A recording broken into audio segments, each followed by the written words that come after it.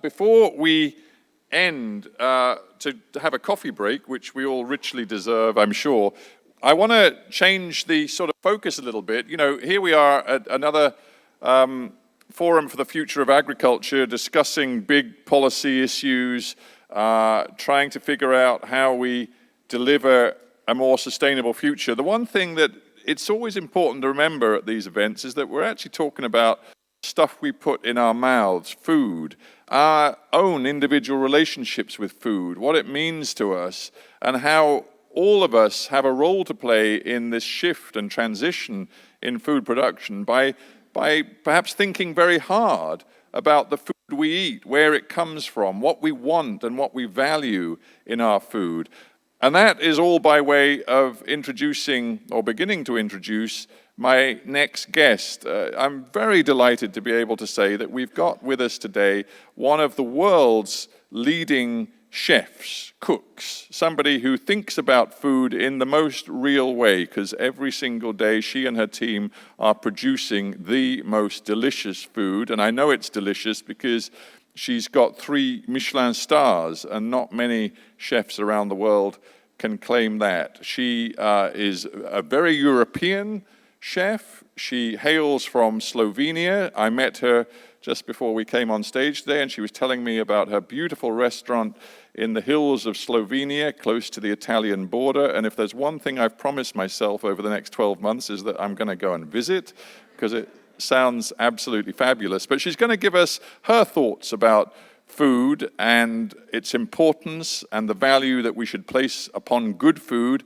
So please give a very warm welcome to superstar chef Anna Ros. Anna, where are you?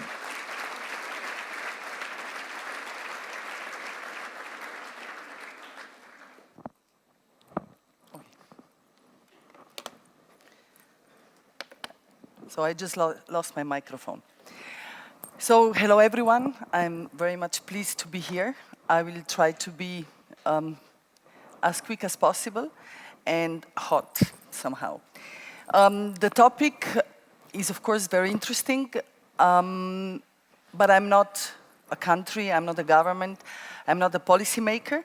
I'm just a chef with 3 Michelin stars, and what I'm maybe the most proud about, there is also the 4th star, the green star, which is a star for sustainability. What is sustainability today? I think I can be very clear about my thoughts. It is a new word for charity. It is a marketing tool, abused, not used properly, because a lot of people mostly don't even know how to explain what sustainability really is. Chefs today are rock stars, and maybe, yeah, this is my restaurant, by the way. So chefs today are rock stars, and rock stars are given a platform to speak. And I believe that those really the greatest chefs, maybe those with green stars, can use this rock star platform to actually be role models for people how to eat, how to cook, go back to cooking in everyday life.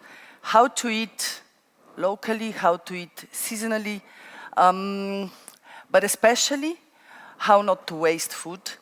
And because the future of the planet, and I'm talking here also about agriculture, will only change if people change. So the society needs to change first of all. And yeah. So Hiša Franko is a restaurant on far away or far west of Slovenia. Slovenia is a super small country, only 21,000 square kilometers. We are 2 million people. And it's one of the greenest countries on the world. So if you think how green Slovenia is, then believe that the far west of Slovenia is a real wilderness. I'm a self-taught chef. I actually studied international science and diplomacy in Italy and started cooking because I fell in love with my ex-husband. So my parents were completely shocked when I abandoned diplomacy for cooking, because I was cooking in the times when cooking wasn't really something great. Usually at schools they would be sending the guys who really were not capable of doing anything else to cooking schools. So imagine I speak 6 languages languages and finished very hard university. My mother was completely shocked and my father didn't speak to me for a long time. So when I got to my ex-husband's restaurant, which is the one you are looking at it, what actually happened was I understood that if we wanted to survive, we needed to get closer to the nature. We needed to start cooking from the nature. And that was actually a trend before the trend ever happened.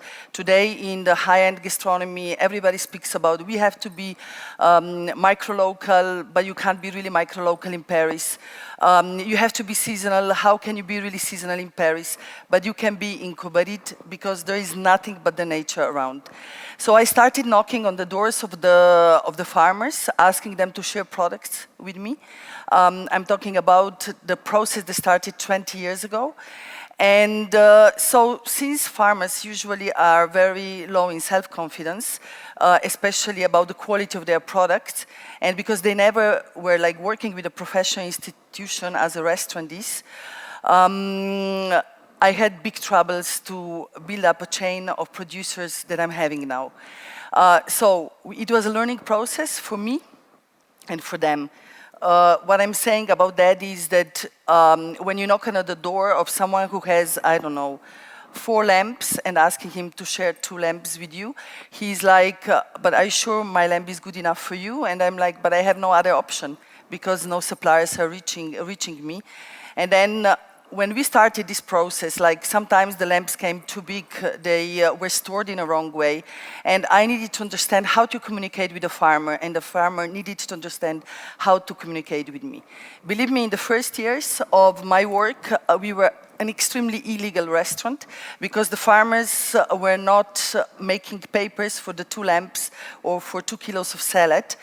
But today I'm proud to say that in the food chain of Hisha Franco, there is more than 100 faces farmers, which I never negotiate with about the price. Together we follow the seasons, together we are trying to be as sustainable as possible. I'm not gonna say the most sustainable because, as I said before, it's a super abused word. So what does it mean? I don't negotiate. I actually never ask what is the price. So there is a story of €1 potato. Micha, a farmer which has a small farm for us on 800 meters above the sea, he actually has also potato for us. And so, you know, 3 Michelin star restaurant also means a lot of preciseness. And we have a dish which is called a potato cooked in hay crust. So he asked me, I said to him, we need exactly 35-gram potato. And he was like, gee, Susanna, but this is, you know, so much selection and so much stopping the growth. And I was like, it's okay, I will use also other potatoes, but like 200 35-gram potatoes in 2 days is really needed. And then he says like, and so the price? And I said, name it. And he was like, well, look, I suggest €1 per potato. And I was like, per kilo. And he was like, no, per potato. And I said, fine. So when this story came out, there were like main titles in all Slovenian media. I mean, who is the guy who is selling a potato for €1 to the chef? But actually the guy had a very, very clever explanation, and it went viral as well. He said, you know, why not value a potato? Is potato less than a fish, or is a potato less than a good piece of meat? And this discussion was very hot because it was the time that we have discovered that in Slovenian supermarkets, there is no Slovenian potatoes, and Slovenian farmers were throwing away the potatoes meanwhile. What we can buy in a supermarket is a potato from Egypt, a potato from Turkey, or name other countries. It's because we are a society which is profit-driven. So I continue paying my potato for €1, and I'm proud to be somehow ambassador for my farmers. And maybe one little last story. how I'm not again a government or a policymaker, but how I helped farmers together with a friend who is sitting somewhere out there during the pandemic. So since farmers are my first partners, actually when the first lockdown happened, they started calling me saying, more pictures? Saying like, chef, so, you know, it's a lockdown and we are all closed. We are suggested not to go out, but nobody goes out, so nobody goes buying fresh food anymore. And I'm like, yeah. And they were like, you know, we have around 1,000 lambs that we need to sell. Would you like to buy them? And I'm like, wow, 1,000 lambs, what am I gonna do with them? I mean, the restaurant is closed. And I mean, Kobarid is so far away. We are 600 people living in a community that, I mean, no delivery was an option. Plus, everybody has his gardens and his own lamps. And then the guy from the High Mountain Diary called me, and he was like, we are throwing away around 10,000 liters of fresh milk every day. And there is whey, and there is cottages. These are all products that need to be sold fresh. And so, since I am like someone who likes action and reaction, I called the Minister of Agriculture. I mean, I found somewhere her number, and I actually went to meet her, and I was like, well, Minister, I think outside we have a huge crisis, like the farmers are on the knees, the food chain is completely broken. And she was like, look, chef, no problem. Just look through the tenders. There's tender number 7 through 22. And I was like, but I'm a chef. I mean, I cannot go through tenders. It's your work. I mean, the work should be outside now. So there was no reaction and no action. So I called Giga, a friend somewhere out there. He's a young businessman. And I was like, Giga, we need to help farmers. And so what we did, we actually did a collaboration with the only Slovenian supermarket chain, which unfortunately is sold now, so the project is over, because we needed help with logistic and communication. So my team, we had time because we were in lockdown, we analyzed all the harvest that was blocked on the farmers, or products from dairy to vegetables to fresh fruits.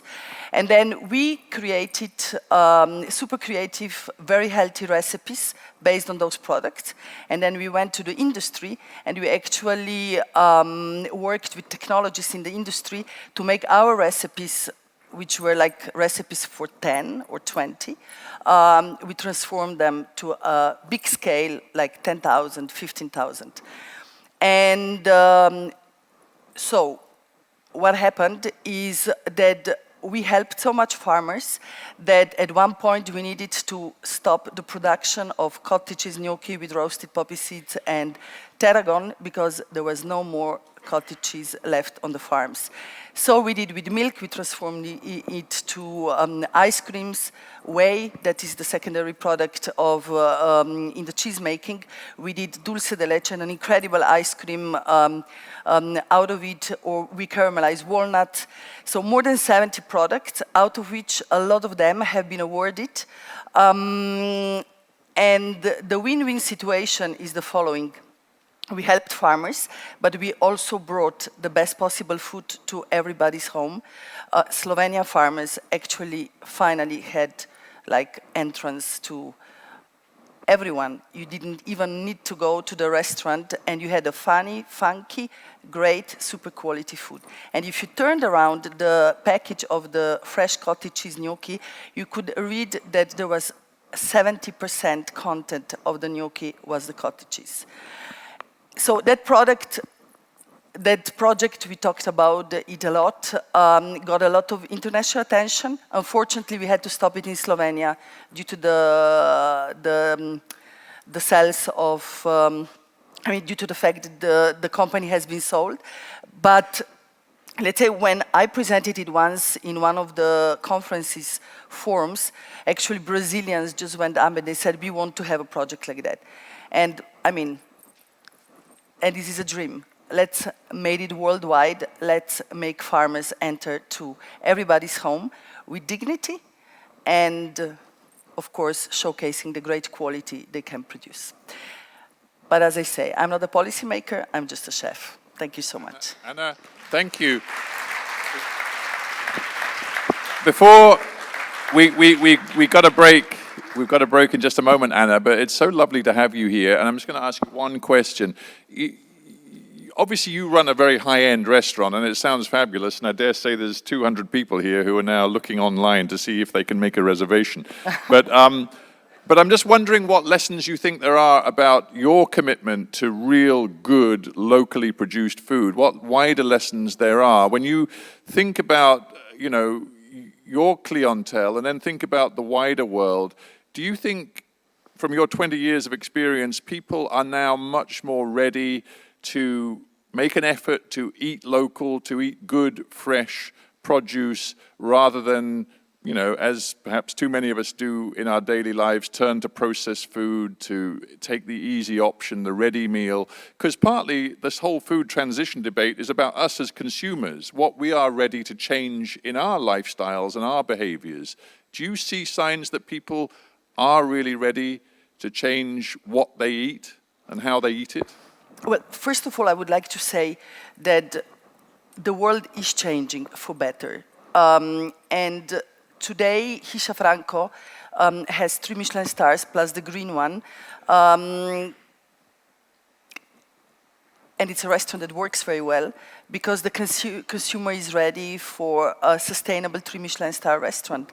Our menu is mostly plant-based, so it is super micro-local. You can step on the top of the mountain, you can see all the places where we are sourcing from. Some is foraged, some is from the gardens, some come from Istria, which is like you can see it from the top of our hills, our mountains. But can you imagine, like, not once last year we had a comment that this is not enough luxury for 3 Michelin star. So the guests are ready. And I believe that the message chefs can be living today, because there is a trend of really going back to the nature, going back to micro-local, seasonal. This requires a lot of creativity, because imagine the forager can call me from the forest 2 hours before the service and says, hey, chef, the moon unfortunately is going down, so there is no more mushrooms today in the forest. And I'm like, I realize and know that the forest is not a supermarket, and I cannot empty it for my needs. But it is exactly, if we go to the farming, like, why eating strawberries in December or tomatoes in January? I mean, if we all adapt, it will be so much easier for the farmers as well. And what I always say, because I'm very patriotic, I mean, Europe is so diverse, let's stick to Europe. Yeah, great. Well, it's a great message and let's to end on. eat maybe a little bit less on a daily basis. We don't need full fridges all the time. Okay. It's an important point. And I think we've all really enjoyed listening to you. And I think you're pretty inspirational. So thank you very, very much for joining us. So see you soon, and enjoy a cup of coffee.